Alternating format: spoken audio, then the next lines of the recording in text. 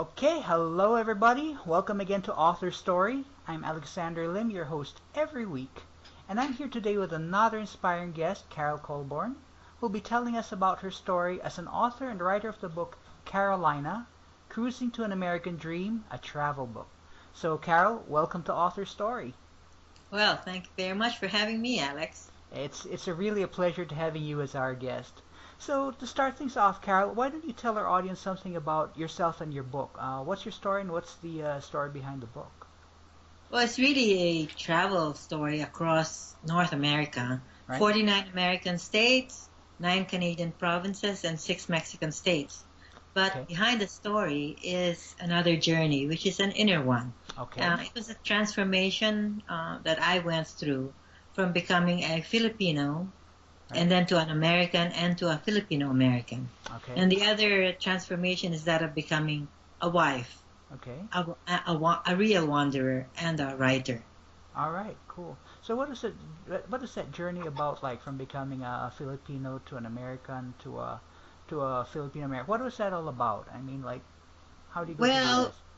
um, the, I went to the United States because I was fascinated with the country and I wanted to retire there. First of all, because North America was the home of my two kids, Okay. All right.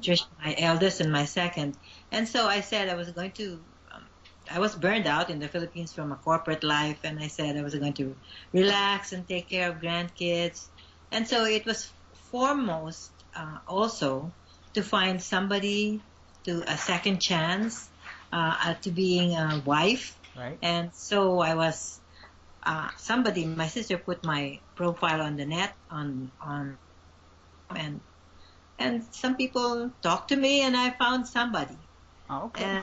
And this became really the foundation. But I found out through Right. the travels that I was getting to know about America, and one, at first, the kinship between the Philippines and the United States, and Right. even Canada, Okay. and even Mexico. That there Okay. was so much kinship, but there was also so much difference. So in the beginning, I was feeling this appreciation towards America and its story and its people and its culture. Right. And I felt like I was becoming an American, and I felt an angst about what is this? Am I Okay. becoming less of a Filipino? But when I came to the Northeast, and I found out completely, because I traveled from the west to the east Okay. and from the north to the south, Right. and I found out that no, I was also picking up all these perspectives from that of a Filipino, that I hadn't forgotten my roots. And so Okay. I went back to LA and repledged my loyalty to the Philippines and became a dual citizen. And Okay. that's how the story became. I see. First, I thought I was completely becoming an American, and then I found out that no, I was really not being melted into the pot, the melting pot that America is. Right. I was actually being cooked into a chunky stew where the Okay. potatoes, the beef, and the carrots were retaining its own identity, Right. and I had retained my own identity too. So I was boiled, I was cooked into the stew. I was not boiled into the melting pot. All right. All right. Cool. Fantastic. And so now, taking cross country trip actually is a dream for a lot of people, but not that many people actually go out and do it. What inspired you to take a cross country trip in an RV? Was this like a spur of the moment thing? Was this a planned thing? How did this come Oh out? no, I'm really a travel. I have the travel bug. Ever Okay. since I ate all those chicken feet when I was young. All right. Okay. Remember that the story that Uh-huh. if you eat a lot of chicken feet, you're going to be traveling a lot. And Okay. and All right. so and so I found somebody that I can travel with. All right. He has been traveling throughout his life too, like me. But then he said that the American dream really is that of discovering freedom to its fullest extent, and that is Right. traveling the boondocks and the vast spaces of America in an RV. There Okay. are 8 million RVs in America, All right. and there are 30 million who use them. Okay. And so it is not very uncommon in the United States, and actually even Australia and even Europe, but not in the Philippines. So Right. it was foreign to me, but it was suggested to me by my husband, and that he retired right after 6 months after we got married, and we said, Okay. how are we Okay. going to travel? So first, we were thinking of traveling the world by teaching English as a second language. All right. But then we said we really didn't want to work anymore. We didn't have to work anymore. All So right. so he suggested first to go RVing until I got my citizenship, because every time we had to go to a country, I Right. had to line up for a visa. Okay. But with an American passport, you don't even have to, except for a very few countries. Right. So we said that we were going to RV, and we loved it so much that it wasn't just 2 years, 1 or 2 years, it became 5 years. Wow, that is one heck of a road trip, I must say. Yes. That's pretty cool. That's pretty cool. So, who went along with you for the trip? I mean, I'm assuming your husband went with you. Who else came along? Dogs, Nobody cats? else. Nobody else. It's actually an RV, even with the 350 square feet that we have, is a very cozy space. Right. Yeah. It's As a matter of fact, some people say, in an RV, you don't have room to disagree. okay. Okay. So it is just us. But there are some American families who go RVing, and that's the life they lead. All right. And they pick up jobs from different places. Oh, okay. Yes, they're transients, and they pick up jobs, and then they bring their kids with them, and every single kid is homeschooled. All right. I So see. it's been a way of life, and I think more and more people are doing it, Okay. because it's actually a balanced life of being driven and cruising at the same time. Nice. And that's what I actually am also espousing in this book, that I'm inspiring people to not be as driven as I was before. Okay. I mean, I was so driven before that I really didn't take good care. Maybe I left everything to the care of yayas, but then I didn't really have this very deep personal relationship with my children. So Right. having a balanced life like this, being, drive if you must, Right. but cruise whenever you can. That is Mm. a slogan that I now tell everybody as I write and autograph the books that they buy from me. That's what I say. All right. Well, Drive if you must, but cruise whenever you can. that's a great motto right there. All right. So you mentioned before that you were kind of driven. What were you before you went on this experience, or what? Oh my gosh. Well, the last job I held was a president CEO of Buy and Trade, which was the e-procurement hub of the Philippines at the time. All right. And before that, I was managing director of SAP in the Philippines. Oh, SAP. Okay. Yes. And then before that, I was deputy commissioner of the Bureau of Internal Revenue, All right. that took care of automating the internal revenue system of the Philippines. Right. Right. And before that, I was general manager of Megalink, which is the ATM consortium of banks. Right. So you Yeah. were a very, very busy career woman then. Very, very busy. Yes, I was caught in this fast lane, and when the time came, I knew I had to get out of it fast. All right. What made you decide to get out of the rat race, so to speak? Was there a particular incident or a thought or something that made you realize I gotta do something else? There were actually two things. One was the professional life. I was becoming, well, I was 54 then, Okay. and the internet was coming of age, and everything was being driven 24/7. It Yeah. was becoming fast, and I thought, this is not good for a woman my age. And Mm. as a matter of fact, stress took a toll, and I became all of 101 pounds. Ooh, wow. If you see my pictures then, the last 1 or 2 years of my career, I was so thin. Yeah. I was scared. I really needed to stop. All And right. the second one was my sister, and I don't know if you know her. She was an actress in the Philippines, Uh-huh. and she died of cancer very much alone. Hmm. She had an estranged. She was estranged from her husband for about a few years already, and then their only daughter, died of brain cancer. Ouch. So and then a year after that, she herself found out she was in stage 4 cancer, and that Oh, was boy. really very difficult. And she lived with me in the last few months of her life, Right. and I saw how being alone is really not a good way to live, and not how the Lord intended us to live. Right. So right. I told myself, since my youngest daughter, was had already been at with her career for 2 years, it was already time for me to be a Mrs. Happy in America. All right. Okay. Fantastic. I I got had a that. chance, I think, Oh yeah, yeah, and or I yeah, thought it's did. not. No, right. I'm just curious, just for the sake of our listeners, how tall are you? I mean, to give an idea of relative idea Five of that two, 101 pounds. Okay, 5 to 100. five Yeah, two. you were a slim person then. Well, Yes, 5 to yes. 101. Okay, I got that. All right. I'm So, now 120. all right, a lot better. A lot better, definitely. Okay, so how did you finance your trips? I mean, going on an RV. You mentioned that some people go to a place and they pick up a job and then they work and then they move on, stuff like that. Was that the way you financed your trip? No, well, we were retired. Both my husband owned a business when I met him, and he what he did was he sold his business. Okay. So in effect, we are not that well off, but we Uh-huh. can finance our retirement. We had planned on our retirement.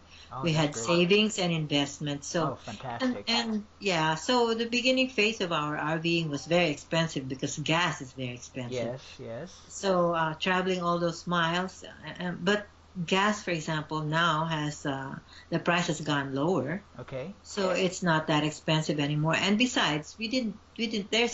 There's a low road of RVing, and there's a high road. There's RVs that are worth $4 million, three Right, million right. dollars, and then there are camping resorts that are worth hundreds of dollars a day. We are in the middle road. There Okay. are also campgrounds that are just worth nothing, or there are even campgrounds that are public Hmm. that you can go to and that Yeah. have very little amenities. Okay. And then there are RVs that are used RVs that you can buy for $10,000, and it becomes a home. So it's not as expensive as everybody thinks. There's a whole range of options you can take, and Mm. we did the middle range of option. Okay. All right. Cool. I got that. Well, Hmm. that's a great way to spend the time traveling around and stuff like that. Yes, it was very great. Right. So for you, what's the best thing about being able to travel the way you did? What's the best thing about that? The best thing I always say, you don't have to pack or unpack. Okay. You're Okay. bringing your home with you. All right. The- Yes, so everything that you need, you don't have to worry. You don't have to uh, worry that you forgot this or you Right. forgot that and you didn't bring this and you have to buy something else. Right. No, it's very convenient for me because we've also traveled in Europe. Right. We're now finished with North America, and actually we're now traveling Europe as our first continent that we want to completely cover. And Okay. we have been to 15 countries, and this year we're going to do a few more. So I think in about another 1 or 2 years, we're going to complete Europe. And we've traveled to 5 countries in Asia, and we want to complete Asia next, and then go Right. to other continents. Okay, Wow. so we've done all kinds, like cruising in a ship, Okay. or renting a car, Right. Right. all these things. If there is an RV infrastructure in the country, we will definitely go RVing Hmm. because it is the most convenient for us. One, that as I said, you have everything with you, and Okay. second, you can cook your own meals. And everybody knows when you're older, you really have to be eating healthier foods, Right. and you can Right. really control what you eat and make sure they are healthy for you, customized for you if you cook your own meal. Right. Right. True. So that's the other big thing. And the third, of course, is that you can be where you want to be at a certain time. You All right. follow the sun. Uh huh. During winter, you're at south where it's warmer, and during Okay. summer, you're in the north where it's cooler. All right. So you are really it's a life that you want to have, and that you can have. You can build for yourself everything that you need. And you don't have to clutter your life with a lot of things because an Right. RV is very small. Yes, you can't So carry you that much only stuff. really have essentials, and you really know about minimal living. Right. Okay, got that. Cool. So it sounds like you really have been bitten by the RV bug right there. Well, now that we have finished North America, we are weaning ourselves away from it. Actually, Okay. the RV in Phoenix, Arizona, is our rest between trips. Okay. So, for example, now we've gone to Philippines and now Canada, and then Right. we go back there for a month, and then we go to Hawaii for a month, and then we go back for another month, and then we go to Europe again.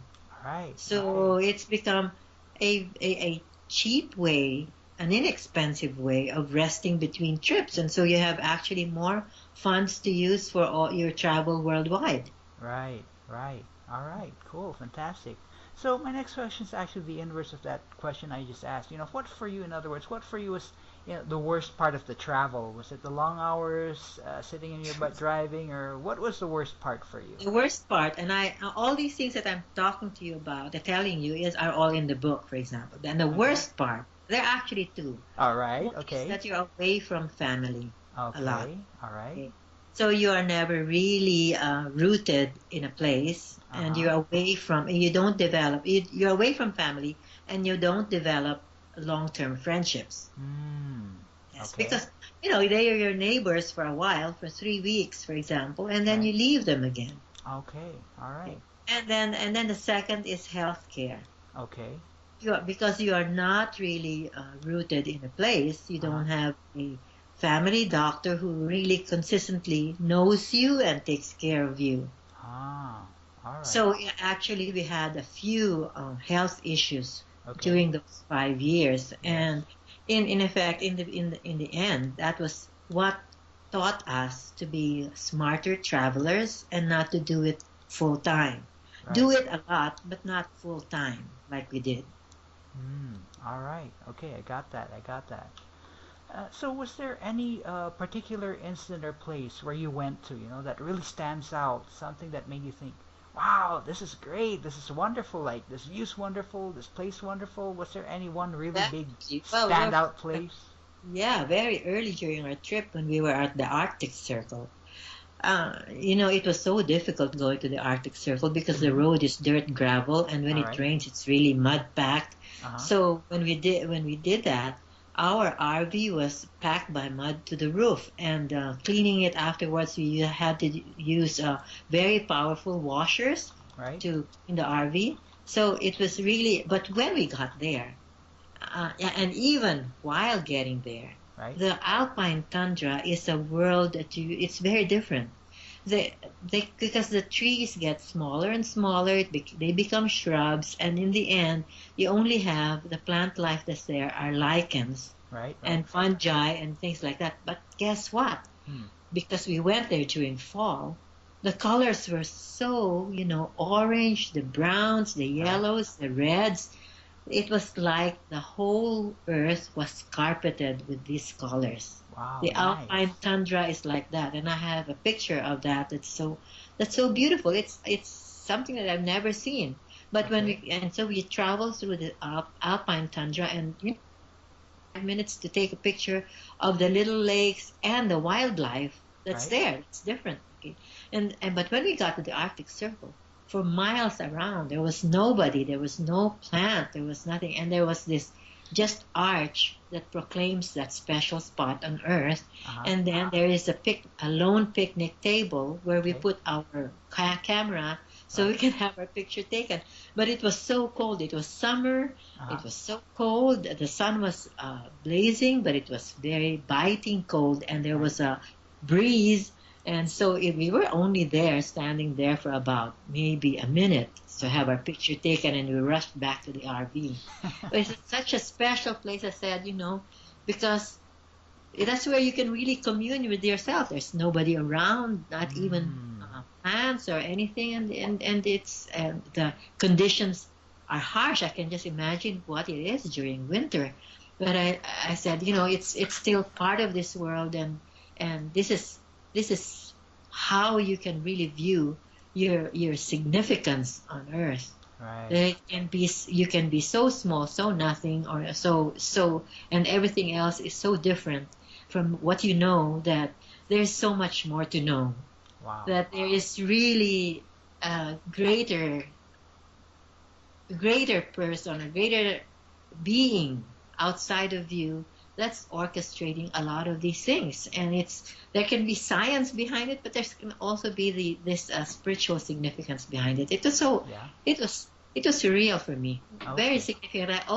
When I'm asked, I always tell them about that experience. There are several Arctic Circle points you can go to on Earth. I think there's about 20, Right. and that was the spot we chose because Uh-huh. we were about 3 days behind the bragging rights, and we said, we should do it, and we Okay. did.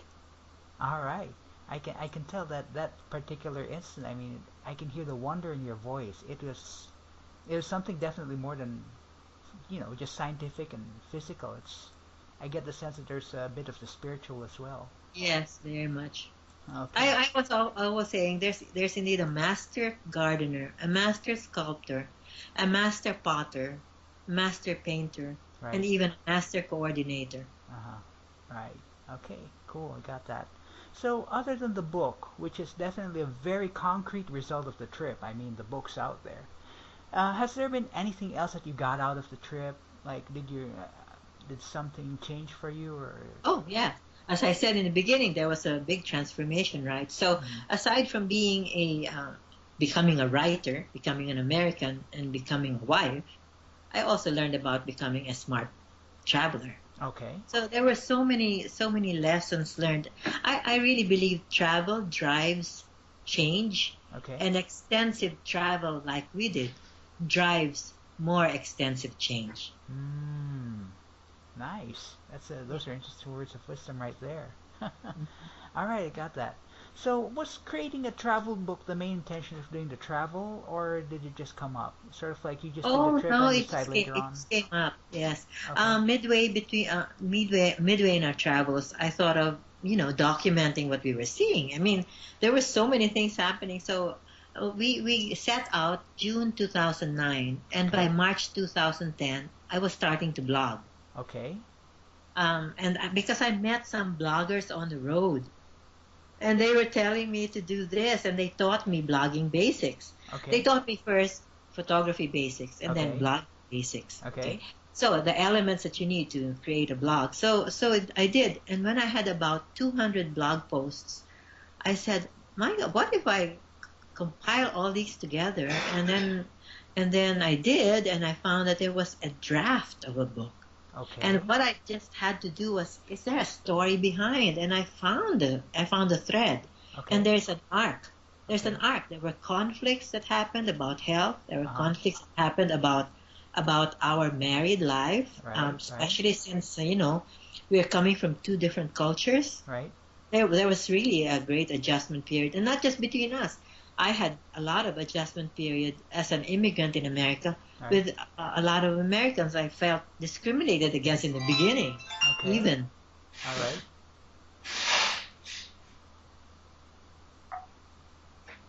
Sorry about that. Okay. No problem. No problem. All right. So, yeah, please continue.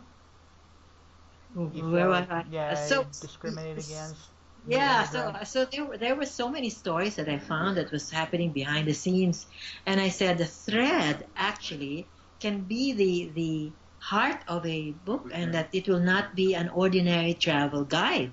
Right. It can be something that is not just informing, it can be entertaining, and it Okay. can even be inspiring. And those are the three things that you got to do, whether it's a speech that you have to make or a book that you have to write.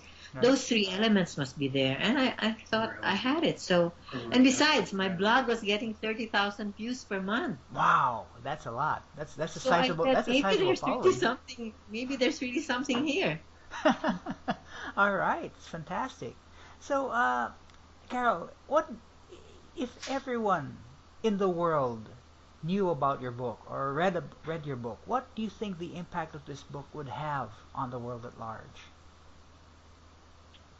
Oh, one, that there is life after 60. Okay, all right, that's a good lesson right there. Okay, yeah, Yeah, yeah. And second is that there is really something worthwhile about being balanced in life. okay, That there is, if you must, but cruise whenever you can. Uh-huh. Because the part of the conflicts that we had in the book was because of not in the beginning. We were traveling, but I came from a career that was hectic. Yes. And guess what our traveling style was? Hectic. Hectic. Isn't that easy to? I was so we were transferring our RV from place to place in about 3 days. We would just be camping for 3 or 4 days and then move on. And Right. it's just like, no, we have to see this and all the different places. And our days were packed, and it was it was like I was managing another computer project. Okay. Right. Yeah. Um, so it was so different. So I became smarter in the end, and became what I call a wanderer. The difference between a tourist and a traveler is vast. Uh-huh. And so I was really more of a tourist, just having a list of places to go to before. But as a traveler, sometimes like right now, we stay in a place and find out that there's a lot more to see, so we stay there for a longer time, or we say that we have actually covered this place a lot, and it doesn't really suit me, so we move on. Right. So there's things like that. Okay, cool. I got that. Okay, so in the last few minutes of this interview, I'd just like to ask a few questions that might give all of us, listeners and all, some more insight into who you are as a person. Would it be okay with you if I ask these questions? Oh, sure. All right, cool. So my first question is, what makes you energized? What makes you excited? What really, turns you on, lights you up? Everything. All right, everything. Okay.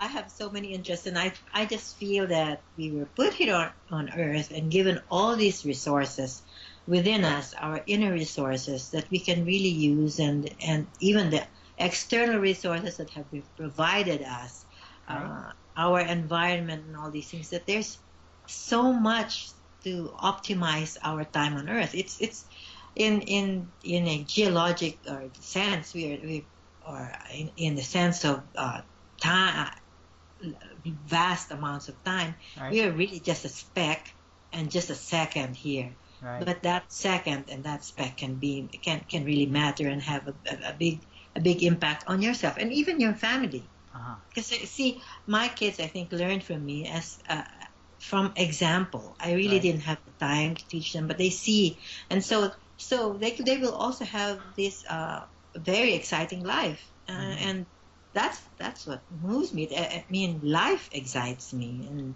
I keep on learning, and there's something new. Right. There's also something different, some perspective that you Right. haven't seen, Okay. and then so that excites me. Something new always excites me. Wow, fantastic. Okay. So my next question is the inverse of the question I asked you. What brings you down? What turns you off, depresses you? What does that for you? Well, I think we're also limited. We have been given all these inner resources and this outer resource, external things, but there is a limit to it. Okay.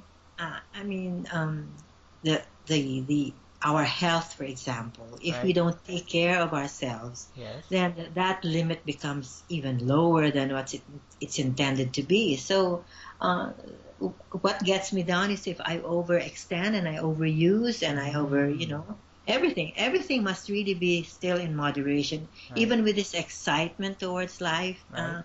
I mean, if you're just up and just get 4 hours of sleep a day because you want to maximize, what's going to happen? Okay. So there is always a balance Right. that you have to seek in everything, I think. And actually, I have been more driven than cruising, and I'm still trying to trying to inch more into the cruising space and to achieve the balance. But that's what I have found out, and that is what has brought me down I see. a lot of times, and it's nature telling me to stop, Uh-huh. and not to stop and not just smell the flowers. Talk to people Right. and think and and have more meaning, and rather than just doing Right. and having and all these things, is to be. Okay. have more being time. Right. Okay. Cool. I got that. So, if there was one thing and only one thing that you could do for the rest of your life, like a cause, such as environment, social, or an activity, what would it be, and why would you commit yourself to it? Well, the first thing is that I'm going to, I think, write more books. Write more books. Okay. Yes. All right. And I have 4 books in line. Uh, Wow. yes. And so the next best time I can do, I can write, I will begin to write again. Okay. Uh, but the other thing is to help. Help. I think payback is what we really have to do at the at this part of our life, and the books are some sort of payback because you share your experience, Uh, and you inform, you entertain, you inspire people. So that's sort of help. But I would like to do something more concrete, like what my husband is doing now. He is a CASA volunteer, a court-appointed special advocate for mm, less privileged child. okay. And although my cause will be I really am thinking about how to bridge the gap between the Philippines and America, and not really. Well, bridging a gap is not a good way, but finding a way of helping the Philippines from an American perspective. And many Mm. people are doing this, but I'm trying to look for what is the unique way of doing it, not so that it can live on after I pass on. Sort of like a niche something, a niche Yes, sort of. and I'm still trying to find out what it is. So I haven't started anything really. I have helped a lot, but I would like something that really might make a difference or might make a mark. I have not stumbled upon it yet. Maybe with all of this thinking and all of this writing Right. and all of this perspective that I'm getting, I'm gonna get it finally. All right. Okay, I got that. So, in closing, the book is Carolina, Cruising to an American Dream, a travel book. The author is Carolina, actually Carol, but Carolina Esguerra Colborn.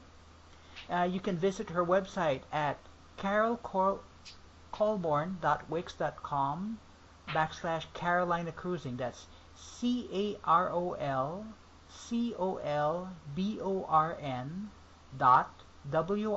wix.com CarolinaCruising. She's also got a blog, like she has mentioned. You can find it at rvcruisinglifestyle.blogspot.com. That's rvcruising lifestyle.blogspot.com. So, Carol, thank you very much for your time, and thank you very much for being an author story. It was a lot of fun and very informative. I'm sure our listeners have picked up a thing or two about, the joy of traveling cross country in the U.S. and parts elsewhere. And of course, I'd like to thank you. You conducted such a great interview, and you kept me talking. I appreciate that. Thank you very much. And Okay. we will be back next time on Author Story with another inspiring author.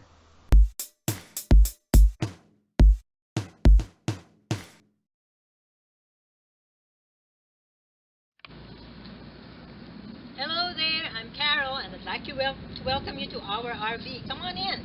That's the orange tree over there, and here's the car and our patio. And you can see we can entertain here. That's his golf bag and his bike.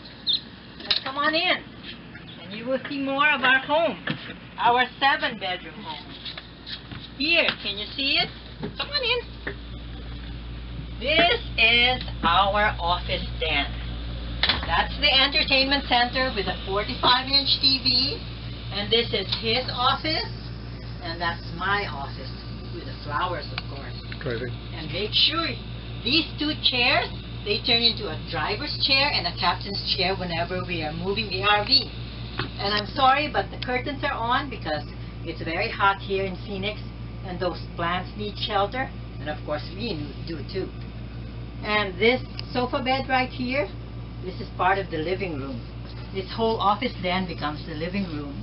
And that sofa bed, as a matter of fact, we have guests, turns into a double bed. So welcome to our home, and you can visit us, and you have a place to sleep in. Now this is the third room over here. We have the dining room. And if you can see it from this angle, I will show you that this is a vase of flowers. He always keeps that fresh for me. And this whole thing over here, Bill, would you come show here? This whole thing, no, here. This whole thing turns into a bed for kids. Okay, now our fourth room is the kitchen. Look at the kitchen. This is where I cook our meals. It might not have a lot of counter space, but hey, I cook some awesome meals here. And look at our refrigerator.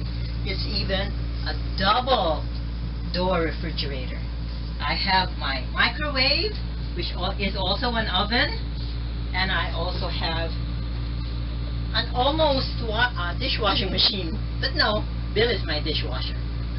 Okay, come on here, and I'll show you the fifth room. The fifth room, let me turn on the light. The fifth room is the bathroom suite. You can see here, we don't have a double sink. Can't be done, but we have a pretty good shower. And the toilet is over here. That's the only thing I don't like, because it's not a separate cubicle. And here you will find our washroom. We have a washing machine and a dryer and my jewelry rack. And we have our cabinets over here. And of course, the last room we have is our bedroom. Here it is. Let me turn on the lights so you can see it better. It's a double bed, but it's like this. It's inclined down. It's inclined here because I have GERD, or gastroesophageal reflux disease. But that's it. That's our 7-bedroom home. And now let's go to outside, because I'll show you how we hook up here in the campground. Come on. Go back out here. Shut the door so the heat won't come in. And I'll take you around the RV. See? That's the RV.